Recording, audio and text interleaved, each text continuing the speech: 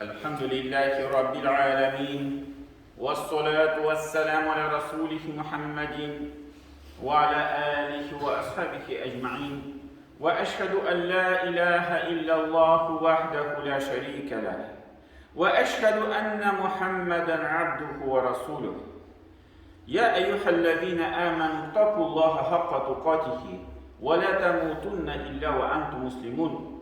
Bütün dünyalarını, bütün alemlerini yoktan var etişi Allah subhanahu ve teala hamdimiz bulsun.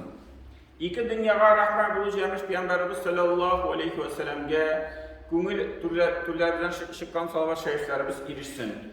Hem bu izgi cuma günlerinde cuma namazlarına jilgan varsa din kardeşlerimizge Allah'tan rahmetleri bulsun. Cemaat, Allah Teala bizge bu dünyada yaşaganda türlü sıfatlar bire, türlü nimetler bire. Hem şu bir nimetinin birisi ol indi hikmet. Allah Teala Kur'an'da ayta yu'tal hikmete men yeşâ. Tilegen kişiye di Allah Teala hikmet bire. Mana bu men yeşâ degan so'zni iki türlü şa'anlarga bular. Kimge Allah Teala, kimge Allah Teala tili. Hem ikisi yok kim o'zine hikmet tili. Men yeşâ tilaganga Allah Teala hikmet bire. Ve men yu'tal hikmete faqad utiya hayran kesira. Hem eğer bir kişiye hikmet birilse, indi ona bir kup hayırlık birilgen bular. Ve men yezekkeru illa ulul albab. Hem şunun turundağı uylular fakat akıl iyeleri. Akıl iyeleri şunun turunda uylular, şunu iske düşürler. Mana bu ayette cemaat Allah Teala şakıra bizni hikmetli bulurga. Hem ol hikmetni turmuşda izlep dururga. Hem ol hikmet cemaat dinimizin bir asılı bulup durar. Lakin ol asılını hikmetni dürüst ettirip bilip, anlap, dürüst ettirip anlarga gerek. Hem alimler aytadilar, birinci hikmetnin birinci derecesi ol Allah Teala'nı tanı, Allah Teala'nı bilu, Allah Teala'ga buysunu. Ol koşkan farzlarını ötev, hem ol tıygan günahlardan, haramlardan tıyılır. Mana bu birinci hikmetnin birinci derecesi. İkinci derece cemaat hikmetinin indi ol tigi Peygamberimiz sallallahu aleyhi ve sellem'ni yaratır. Allah Teala bizge Peygamberimizni sallallahu aleyhi ve sellem'ni jiberdi. Bu dünyaya, bu turmuşka bizge misal bulur için. Hem biz şunu hatırlayıp Peygamberimiz sallallahu aleyhi ve sellem'ni yaratırga tiyiş, onun sünneti cemaat bizge en yakın ameller bulurga tiyiş. İndi o sahabeler ko'rsatgan kibik. Bir hadisda şulay kile Peygamberimiz sallallahu aleyhi ve sellem kunakka kildi de bir sahabani şakırdı, hem aytdi menin iyimde namaz oqa. Sen o'qigan namaz, sen o'qigan şeyde men şunda o'qiyim. Yoki bir hajga, umraga borganimdami Peygamberimizning sallallohu alayhi vasallam giyesi bir toshni şulay eylenip bardı. Hem Peygamberimiz sallallahu aleyhi ve sellem vafat bulgandan so'ng sahabeler şulay yol turu baraydı, şu taşını eylenip çıqalar idi. Zor taş yolda bulganda. Ayrım diyelerin barıp yol turu var tigi taş yanından. Lakin diyelerin barıp ne şulay eylenip çıqalaydı taşını. Indi bilmeyen kişi sıraydı yani, nişesiz bula yürüysiz, nese buldu, nişik bu şulay tigi yolunu bızıp barıp barasız. Şunda sahabeler aytadilar, Peygamberimiz sallallahu aleyhi ve sellem şulay barganda, bu yolda diyesi şulay bargan idi. Peygamberimizni yaratıp, biz de şu yolunu şulay tutabız. Ul bargan kebek. Hatta mana şundi nişke eybirlerde de sahabeler Peygamberimiz sallallahu aleyhi ve sellem yaratıp şu işni işleyen idi. Belki onlar mesela ul aşağıdan rizikini özleri yaratmıyorlar idi. Peygamberimiz ayrım yarata turan rizikleri var idi. Hem sahabeler mesela uzun rizikini yaratmıyor. Lakin to'xtali bu rizqni payg'ambarimiz yarataydi deb, u rizqni oshirlar edi. Payg'ambarimiz sollallohu alayhi vasallamning isga tushirishi mana shunday darajada yaratib bo'ldi jamoat. Ham bizga da mana bu hikmat izidan mana payg'ambarimizni sollallohu alayhi vasallamni shunday darajada yaratirga kerak. Nindi kiyimni kiygan, nindi yo'llardan yurgan, nindi ravishda yurgan, nishib namozni o'qigan, nishib ro'za tutgan, bizga bitinisi ultigi ko'nglimizga shunday bir yoqin bir ma'lumotlar bo'lirga tegish. Qo'ysin biz o'targa tirishamiz, payg'ambarimiz sollallohu alayhi vasallamni yaratib. 5-daraja jamoat hikmatning endi u mana shu din yo'lida borganda durust ittirib hikmat bilan boriladi. Masalan, agarda bizning qarshimizda ikki izgilik turi kelar ekan, ham bizning vaqtimiz, mumkinchiligimiz bir izgilikka yetadi. Biz shunda qaraymiz, qaysi izgilikning foydasi ko'proq. Qaysi izgilikning foydasi ko'proq. Shu izgilikda qatnashamiz. Agarda masalan bizning bir g'amal qarshimizga keladi, hamanda ikki turli foydasi bor. Birinchi jamiyat foydasi, ikkinchi tegi shaxsan bir shaxs kishining foydasi. Biz shamollab qoraymizda shu g'amalda so'ylaymiz jamiyat foydasini. Jamiyatga foyda bo'lsin. Agarda bir kishiga tegi ziyon kelsa-da, biz aytamiz jamiyatga foyda zo'rroq, ham shu ishni hikmat izidan shulay so'ylaymiz. Agarda bizning qarshimizga farz bilan sunnat bossa, yoki sunnat bilan nafil bossa, biz shuni shulay shamollab qo'yamiz. Oqshomimiz yog'indan bo'lsin, kech yog'indan bo'lsin, vaqt yog'indan bo'lsin, biz endi qaraymiz, qaysi ishga bizning qalbimiz yetayotgan, shu ishlar orasida masalan farzni so'ylaymiz. Yetayotgan farzlarga mumkinchilik, farzlarga so'ylaymiz, farzlarga o'taymiz. Annar qaraymiz, tam mumkinchilik bor, sunnatga qo'shamiz. Annar qaraymiz, tam mumkinchiligimiz bor, nafilga qo'shamiz. Bu vaqtda jamoat bu tartibni kishi buti boshlaydi. Nafilga butun kishini soladi, onları farzga hali qolmaydi. Kimdir masalan aytar, men mana tuni bo'yi Qur'on o'qib chiqam, bir savobli ish. Qadr kishasi bo'lsin, butan bir kishi bo'lsin, shulay niyatladi kishi. Hammanlari tuni bo'yi shulay o'qib chiqqach, hali bitdi-da, ertangi namoz oldidan yiqilib ketdi bu kishi. Ertangi namozni yiqilib qoldi. Bu durust ish bo'lmadi jamoat. Chunki nafilni o'tadi, Qur'onni o'qidi tuni bo'yi, lekin ertangi namozni yiqilib qoldi. İhtibarsiz qoldirdi. Shunga ko'ra bu yoqlarni hikmat bilan dinimiz shulay payg'ambarimiz sollallohu alayhi vasallam bizga o'rgatdi, qo'llanirga, foydalanirga. Anlar masalan jamoat shuluq misolga ko'ra, agarda bir ishda ishlaymiz ekan, ham qaraymiz, uning foydasi da bor ishning, ishlaganda, lekin ziyoni da bor. U vaqtda dunyodan hikmat izidan bu ishni qoldirishga kerak. Ne uchun? Chunki ziyondan saqlanu muhimroq foydasına shu qaraganda. Dinimiz shulay qo'sha bizga. Shu ziyondan saqlanamiz deydi.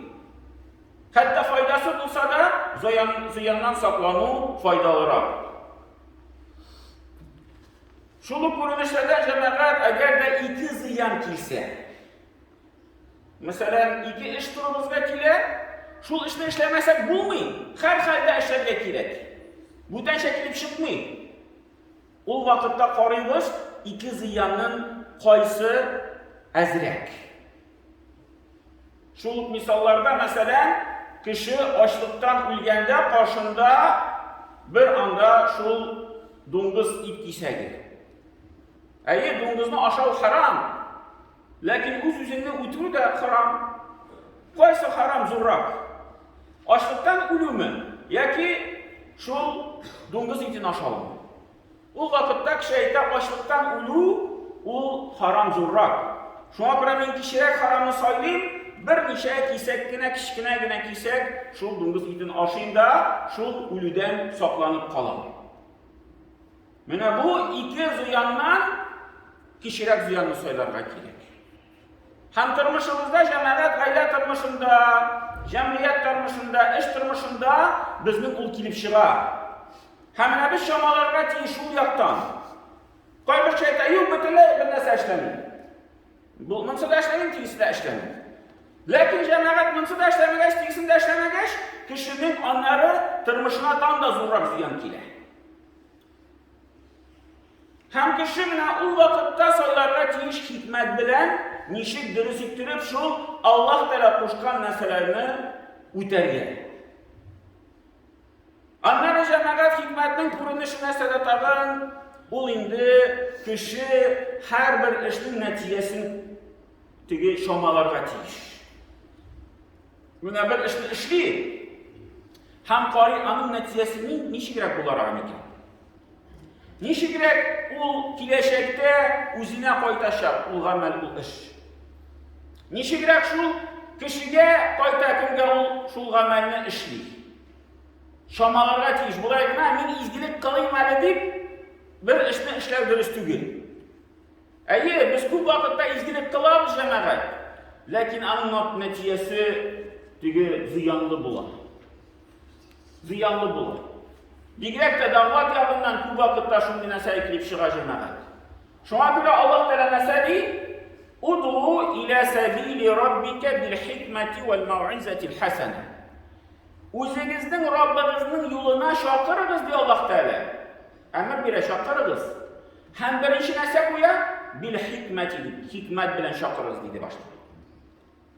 Onları ikinci orunda vəl mau'izzətil həsənə həm yaxşı vəğəz bilən, yaxşı söz bilən şaqırırız deydi. Hətta yaxşı sözünü əykəndə də başta Allah Teala etək şamal ağız. O söz dürüst kilər mi, yox mu? Turu kilər mi, yox mu? Kişi ul dürüst, matur vəğəzini tığınarga əzir mi, yox mu? Şuna görə qalimlər eytələr, hikmət nəsə ul? Tiyişli vaxtda, tiyişli urunda, tiyişli söz, tiyişli kişiyə eytir. Mənə o hikmət bular, şu 4 şart birgə turu kilirgə tiyiş. Əgər də şu 4 şartın birisi turu kilməyikən bu hikmət tügəyir. Mən bir sözün ziyanlığına bular. Mənə biz dağvatda cəməqət bu vaxtda mənə şundi xatalar işləyimiz. Mənə kişi namazğa basa da həm əytə xatınına mənə min bastım, sin də bas benim artımdan. İştəgə yok. Mənə sən bir atına vaxıt. Özü belki din turunda uylab yerdən bir 5 yıl. Çigində işitken, mında işitken, buslardan şiləşken, onları əkrengine kuvveli tulup, indi o namazğa bastı. Lakin iğne koydup, xatınına, bağlarına siz itəgə basınız namazğa. Öyle bir söz etmedi. Din turunda bir nəsə anlatmadı. Şunda o nəticə sürü başladı. Şulup insan məşiddə kişilər kilərlər, bizim məşiddə kişilər. Namaz oku başlayırlar, əli kişi namazını iğrenip gene varar. Dinini iğrenip gene varar. İndi şu yanına kimdir kilip, başın katıra başlayır. Kullarını dürüst tutmuşsun namaz vakitinde, ayakları dürüst tutmuşsun, bulay dürüst oturmuşsun, tigilay dürüst oturmuşsun, kişini aptıratalar. Bu hikmet değil cəməət. Kişi her bir nəticədə öz yolu bilən, öz əzirliği bilən vara getirgə tiyiş. Əyi biz anlatırğa tiyiş, əyi dağvat qılırğa tiyiş. Lakin cəməət her bir dağvatının özünün tərtibi var. Hatta her bir kişinin özünün tərtibi var. Peygamberimiz sallallahu aleyhi ve sellem türlü şəsilədir. Bir vakit Rumar Sili nişik İslam'ı kabul etti. Şul Peygamberimiz sallallahu aleyhi ve sellem'in ütirgə baraydı. Xəbər taraldı da Məkkə kişileri arasında Peygamber şakıra, gayreler tarqala, birbirine düşman küre başlayırlar. Rumar indi kaynar kişi kılıçını aldı da baram ütiren Peygamberini. Koşan hukmu bulayın bu sabır itirgədir. Bu bara, başına bir kişi. Koyan bunlar barasın. Ana ki bendeni Muhammed diyen kişini bitirendir. Tuktalı değil, nişe bitiresin. Mine de İslam'dan da şakara nesedir edip. Bar başta sinirim bilen Halid değil. Şimdi sinirin anda kıranı kuvuturam. Nişe şuvay mı? Gitti sinirin yanına. Anda kilir işi yanına kimse korasa deristen de Kur'an tavuşu işittiler. İşini şakalık işlettirip, kim anda nesen işlisiz. Anları şulay kırgı da kusetiz nese okuduz. Yok kusetmeyi biz sinirli tahareti tügül, gısırlı tügül. Anları tege iri kırıştı süzge, irin tırtıp jiberdi. Kan çıktı irinin. Şu sinirinin irinin kanı çıktı. Anları hükümüp yararındaydı, şunam şundu da birigiz, Kur'an'ı okudu. Gitti, kılıç tutkan bitindi. Hayır bara, Kur'an okudu, kungülü biraz aşıldı. Hem piyambaz yanına bara. Bu kişi etti de var sinir bilen başta Halid, şaba varıp piyambaz yanına anda bunlar bile ilizli bitirir geldi. Bulaş yılganlar Arkam diyen urunda, Darul Arkam diyen urun, koşup tırganlar, Müslümanlar, namazlar koşup okuganlar, şunda korasalar, kapka işiginden, tigit işiginden, tabi kapkanın elip bitinde itişikleri var idi. Ömer ile kılıç tuttu. Bulaş yılganlar hafızanı bilen küreşeriz. Piyamız ettik barımız keregizdi iyiye. Tigi Allah şu yurtta turalar, iyiye keregizdi min amile uzun şey yaşadı. Bunlar indi aptırap kırıp gittiler bitinisi. Piyamlar şu yurtta uzununa kaldı. Ömer işitini şakadı da, Piyamberimiz sallallahu işit başıp jiberdi de, Ömer'ni jilkesinden tuttular. Ömer o zor kişi. Kişili tigi aytıraydı, atka oturgaç, ayakları jilke hatli jiteydi. Peygamberimiz gadi kişiler indi tigi Ömer'e korağanda. Şulay jilkeden aldı da Ömer'ni. Koşan sen İslam'ını kabul etesin deydi. Peygamberimiz dua da kıldı gitandan kokma. Tigi sırada da ya Rabbim ya Ömer bilen ya Ebu Cehil bilen ikisinden birisinden soylap İslam'daki şehittir şu kişiler bilen.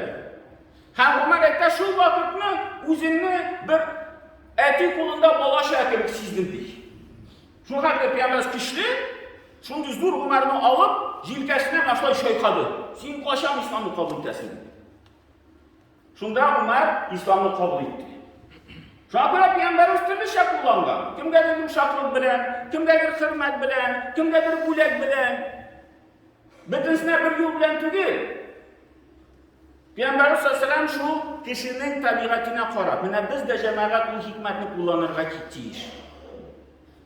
Kararga kişi ezir mi yok mu bizim sözümüzü kabul etirge. Nindi derecede ezir. Ama Allah Teala turunda silerge mi? Kıyamet günü turunda silerge mi? Namaz turunda silerge mi? Namazın farzı turunda silerge mi? Sünnetleri turunda silerge mi? Bitinisi cemaat ol şulay tigi özünün vakitinde bulurga tiyir. Kişi koşan onu tırnarga hem işitirge ezir. Lakin dağlak yağından cemaat bizge o mümkünçliklerini her vakitte izlep turga gerek.